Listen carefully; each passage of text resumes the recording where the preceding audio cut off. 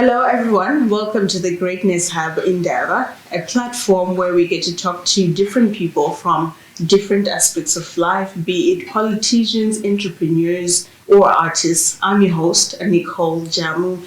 In the building today, we have the brains behind Greatness Hub, Mr. Ngonidzashe Sesemani. How are you? I'm all right, Nicole. Thank you for the program and thank you for having me. Thank you. So, to start off the program, I think we have to let people know who is Ngonidzashe Sesemani. Okay, thank you. Ngonidzashe Sesemani is a vibrant young person born 30 years ago in Shishavane.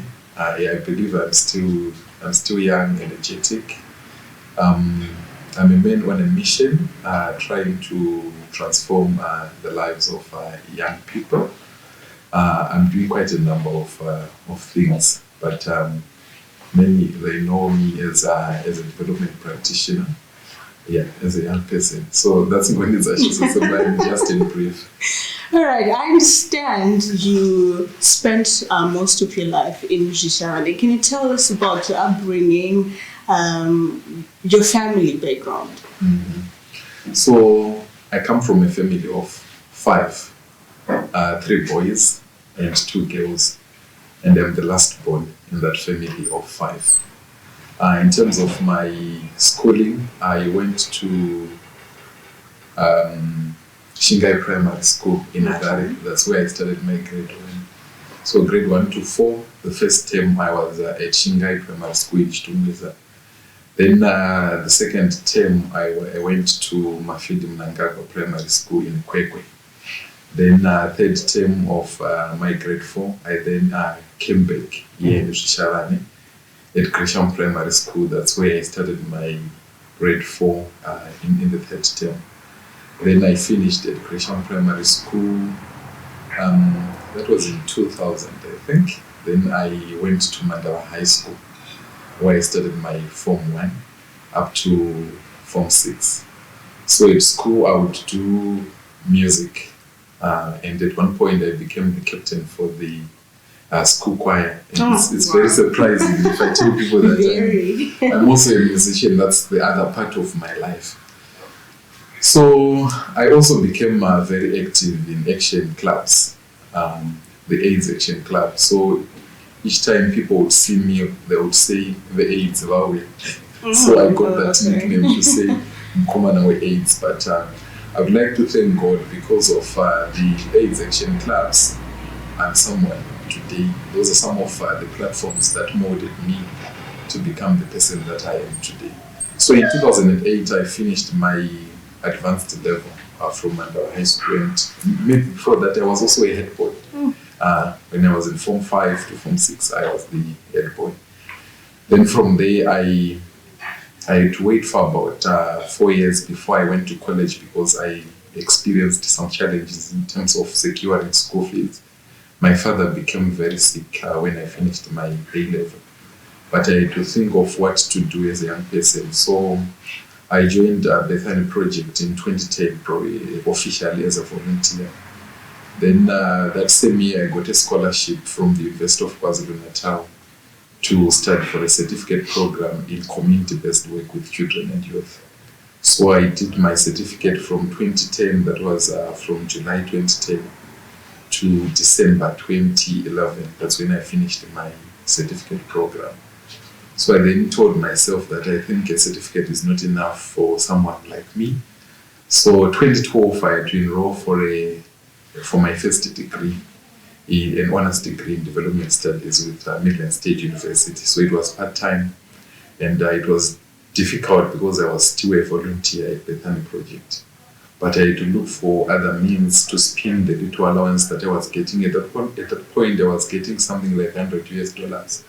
And my school fees was $750 US. So I had to spend that $100 and to also use the talent being a chorister or being a choir master. I had to use that skill going into schools like Shabanima, Gresham Primary Schools, Boza, and other schools in Shishavane, providing some consultants in music. And that also helped me to aid my money for school fees. So I finished my first degree in 2015, and I thank God because I graduated with a first class and also with an award. I became the first best outstanding applier of development thought in the development studies in 2015. Then after that, I felt that I needed to further my studies. So I started my master's degree in 2017 with Midland State University again, and I graduated with a merit. I finished in 2018. Then I did also a postgraduate diploma with the Springdale College in the UK. It's a postgraduate diploma in leadership and governance. I do have other certificates like basic sign language. So basically, that's my academic journey. That's a lot. And I'd like to say that your story is quite inspiring. You have been facing challenges since you were quite young. But of particular interest is what role do you think your parents played in molding Ngonidzashe Sesemani? I would say my mother was very critical in my upbringing because majority of my lifetime I stayed with my mother. And my mother and father, they never stayed together. So I was that child who was brought up by one parent. So from the day that I was born up to when I was 6 years, I was staying with my mother. Then from my grade 1 up to grade 4, I was staying with my father. Then grade 5 until I think 2014, the time I then left my mother's house to start my own house, I was staying with my mother. So I would say my mother contributed a lot in molding me, and she would teach us with my brothers on how to do the household chores. So even if you come to my house, everything You is can do everything. Yeah, everything Ladies. is I know how to do ironing. I iron for myself. I cook for myself. I do everything for myself. It was through my mother. And she's also the one who introduced me to the church. I'm very strong in the church. I'm also a preacher at church, and it was through my mother. So I would say my parents were very critical. Yes, my father, he contributed also a lot in my life, and I do appreciate that. All right. So after the break, we continue with the discussion with Ngonidzashe Sesemani. Make the world around them feel important. Simba mutaka usarunga mwana. Cheukira nzira ya wafamba uchakuona kachana. 'Cause it's gonna be a long way. Still I gotta make it some. Welcome back to the Greatness Hub Indaba. I'm your host, Nicole Jamu, and like I mentioned earlier, we are in studio with Ngonidzashe Sesemani. So, Ngoni, I understand you are doing a lot of things. You are into social work, you're also in radio, you are a philanthropist. How do you manage to juggle all that? Okay, I think if you're in Africa, you should be, I always say you should be this and that, not to be this or that. Because of our context, you should be doing everything. And I always say when I joke with my colleagues, development practitioners, they know at least something about everything. Unlike professionals or technical people like engineers, they know everything about something.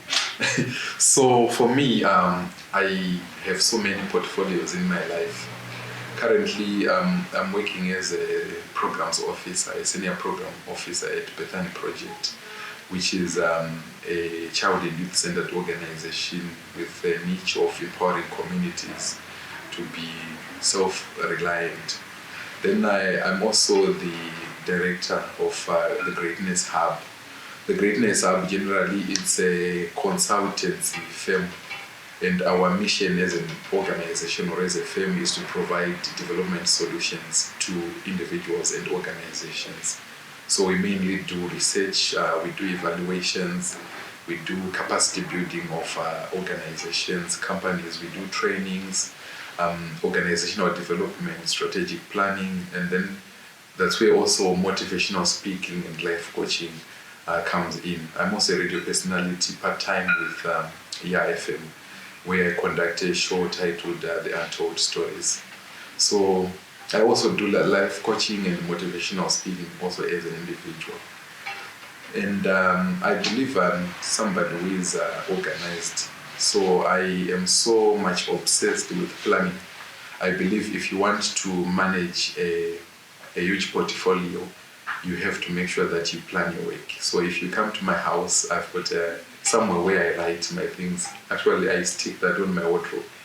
And each day I evaluate myself to say I was supposed to have done 1, 2, 3, 4, 5. And I then evaluate and say, did I manage to then do those things?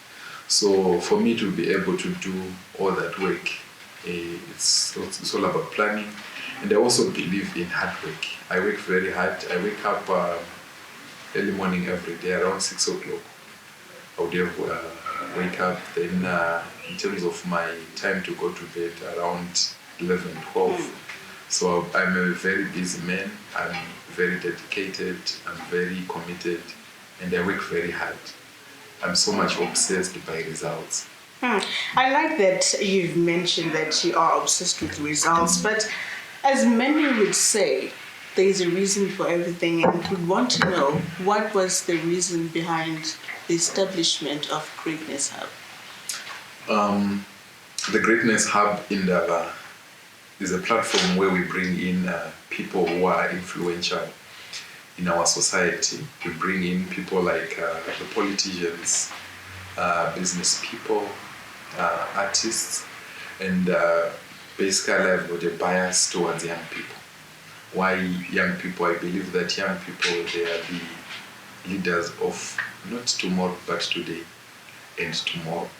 So the Greatness Hub Indaba is a platform where we are bringing in those people to come and share their stories, to come and share their journey of life. But overall, I'm saying there is a general belief or notion that things happen in the capital city. Things happen in Harare, things happen in Bulawayo. But there is a lot of good work that is happening down here in the grassroots. There are people who are influential, but they are marginalized to the back doors of the society. They are at the margins of the society. And there is no publicity of the work that they are doing.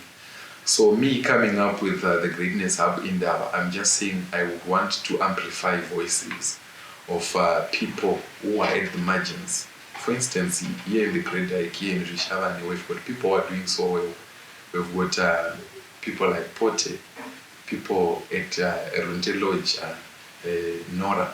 They're doing so many things that are beautiful in the society. We've got artists, we've got people like Biko, the popular figure of the online drama, Wadiwa Opamoyo. And those people would find out that they are not profiled in terms of what they are doing. So we're just saying the Greatness Hub Indaba is a voice for the people who are in the margins of the society. And I believe I'm doing great work, but sometimes because of visibility and poor publicity, people may not know that you're doing great work. So I'm saying we want to amplify voices of people who are in the margins of society to get to the national level and even in the national and the international space. Those are very wise words. But going back to your life as Ngonidzashe Sesemani, I'm not looking at you as the founder of Greatness Hub and Greatness Hub Indaba. I'm not looking at you as the social work or Mkomanawe, those nicknames. Yeah, exactly. What are your values for life, and what should you say is your passion? Yeah, my passion is in young people, like I've said. And my passion is about transforming the lives of young people. I borrow the words of Dr. Terry Trent, who is one of the top 10 influential people, women rather, in the world. And one thing I like about it is that Terry Trent is a Zimbabwean who is now in the United States of America. She talks about 2 hungers that an individual should have in life. The first hunger is the hunger of immediate gratification of your personal desires and needs as an individual. Then the second hunger, which she says is the greatest hunger of all the hungers, the hunger to transform the lives of people that are within your vicinity, people that are within your spheres of influence. For me, I believe I've got that hunger, those two hungers, to transform my life and to transform the lives of young people within my vicinity. I grew up in Rishavane in Mandava. Mandava is a ghetto, and I always say, if you are not serious with your life, Mandava inogona kukuita a professional rombe. So I'm saying, having grown up in such an environment, I'm so pained when I see other young people who are just aimlessly roaming around in our community. So my passion is in young people, in transforming their lives, to make sure that at the end of the day, they discover their purpose in life. And one thing that I didn't mention is that I came up with a course, a program called Personal Growth, Leadership and Development. And I've pioneered that course with the Midland State University Rishavane campus, which saw us, which saw 250 young people from Midland State University and also in the community in Rishavane graduating from that program. So it's a program to make sure that young people discover their purpose, discover who they are in life. So generally I'm saying my mission is to make sure that I transform the lives of young people. They are empowered, they can make informed choices and decisions about their life. This is the Greatness Hub Indaba. Please like, share, subscribe to the channel for these and other interviews to be able to be done.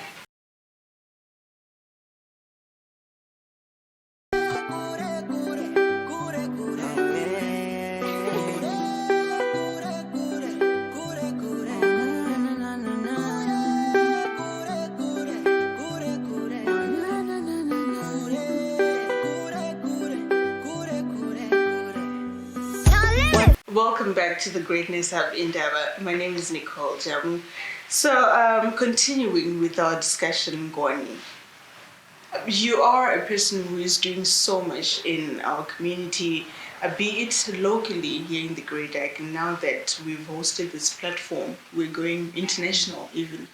One would like to know, who is your mentor and what would you say is the motivation behind your work? Okay. Thank you. Personally, I would say I'm motivated by the experiences that I went through when I was growing up. My background of coming from a humble family and being able to be where I am today. I think I've made great strides in terms of trying to become who I am today. So I would say I was motivated by the experiences that I went through and being able to make it. Then in terms of my mentor or role model, it's my cousin, Spiwe Banda, who is in the UK. She motivated me a lot. She encouraged me. She inspired me. I have quite a number of role models. Then there is a lady, my sister, who is called Alison Love. I worked with her at Bethany for about 4 or 5 years, and she would always encourage me. So those two people, for me, they are my role models. So you find out that each and every one of those people would come from a different angle to advise me, to even help me. And right now, Kokombaya, she's also playing a very critical role in my life, and I do adore her. Yeah. So as someone in your position, would you say you're also mentoring some youngsters out there? Yes, I'm mentoring quite a number of people, and I'm very happy about that because I'm receiving testimonies from people who are saying, through your motivations, through you working with us as a counselor and as a coach, our lives are being transformed. A number of young people are doing well, and I've got products. I've got people who are now also motivational speakers and coaches today, whom I have been mentoring. So I'm very happy. I do have people.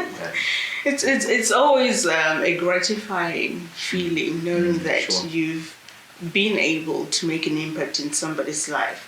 And speaking of impact, How has your work been received? Yeah, it has been received well. Like I've said, I've got people who are actually now coming to me to say, Ngoni, can you please help us with 1 or 2, 3 things? So for me, if you are having people who are now coming and seeking help to you, it's actually an indicator or a sign that people are receiving your work or receiving what you're doing well. So I would say the reception has been awesome, it has been good. And because of various platforms where I speak, where I appear, even the radio, they've actually helped me to project my image well, to also project my visibility well. And those platforms are actually helping me to have people receive the work that I'm doing. Speaking of visibility again, exactly. We are here, the Greatness Hub Indaba. It's a digital platform. Yes. How important is it to bring your work in the digital sphere? I think generally these days, if you are doing business or if you are doing anything that you would want people to know and you are not digital, I think you're missing a point. So the internet, these social media platforms, they are very important for you to be able to project your work. And now that we are in the era of COVID-19, where we cannot meet with people physically, obviously, if you would want to engage with people, you would need to use such platforms. So for me, I've seen those platforms being very important. And I would say to date, since lockdown started, I've conducted 32 online discussions since the 1st of April. So you would see that social media is very powerful, it's very important. You just need to use those platforms. Yeah. Speaking of platforms, specific to the Greatness Hub Indaba, who can participate? So for the Greatness Hub Indaba, influential people, they can come. Young people who are doing something in the community, they can come to the platform. Business people, they can come to the platform. So basically, I'm just saying anyone who is doing something that can motivate people, they can come to this platform. Because we are saying the Indaba is there to just amplify the work that people are doing in our community. So if you feel that you are doing something, you are free to contact me. You can come to the platform. That's good news for everyone out there. Coming back to you as an individual, as Ngonidzashe Sesemani, what legacy would you aspire to leave? Yeah, I would say in the event that I'm no longer on earth, I would want people to remember that there was a person called Ngonidzashe Sesemani, a man who was very vibrant even in his childhood, a man who was a thought leader, and everything that I'm doing, I'm documenting it. And very soon I believe that I will be in authority, or already I'm in authority. People can... you already are. Yeah, exactly. People can refer to my work, because I've got a work that I'm doing right now, like to publish books. But already there is a platform where I am submitting my articles, where I'm writing. It's a website called nela.co.zw. You can go there and you'll find my articles being there. Then on my social media platforms, like my Facebook page, Ngonidzashe Sesemani Banda. Then also the Greatness Hub page, you will see the work that I'm doing on Instagram and also on Twitter. You will find me and you will see the work that I'm doing. So I want people to remember that there was a person called Ngonidzashe Sesemani, this young man who was very vibrant, who was dedicated. Driven as well. Yeah, exactly. So I like that you've chosen to work with young people specifically. Exactly. A lot of people say that young people are the leaders of tomorrow, but you've brought a change to that. You say young people are the leaders of today and tomorrow. And there has been a trend, a worrisome trend lately. We have a lot of youths in Zimbabwe and outside of Zimbabwe blaming situations. Lately, our economy has not been doing so well. We have gone through the COVID-19 pandemic that has disrupted a lot of things. What words of advice would you give to the youths in Zimbabwe and outside? So I would like to first of all acknowledge that as a country and the continent at large, we are facing our own problems, socially, economically, and politically. And that is public knowledge that we are having those problems. Even if you go to Europe and America today, you will find out that despite having a functional economy, they have their own challenges. And they still have young people who are in challenges. So I would want to say to young people, regardless of the challenges that we are facing here in Zimbabwe, we just need to be visionary. We need to be focused. We need to be committed and dedicated. You need to be doing something. Even if we are to reflect our fathers and mothers, at some point 20, 30 years ago, they were actually blaming the situation. But those who were blaming the situations, they never made it in life. So what Zimbabwe requires, I always say Zimbabwe has got everything for everyone. If you continue singing, crying and singing the unemployment chorus to say there are no jobs in Zimbabwe, you will remain where you are. But you need to act, you need to be creative. There are so many opportunities in the atmosphere. What you only need to do is to identify those opportunities, and then you exploit those opportunities. So it doesn't matter whether you are academically fit or you're not academically fit, at least there is something for you as a young person. Go out and start to think of ideas, start to sell something. You can sell airtime, you can even get into the recycling businesses. These days, you know, there is a lot of waste that people are throwing, and you need to think of ideas on how you can make money from that waste. So for those who are visionary, for those who are dedicated, you can always come up with something. If you continue crying and singing the unemployment chorus, definitely you will not make it. So first of all, I would say you need to discover yourself, discover you are who you are, identify your strengths and your weaknesses, then you ride on that. Very wise words coming through from Ngonidzashe Sesemani. I was reading around and I found out that entrepreneur is a French word, and what it simply means is someone who has the idea. So sometimes what you need is the innovativeness and not the perfect conditions. So that is it for today's episodes. Thank you very much for coming through. This is the Greatness Hub Indaba. My name is Nicole Jamu.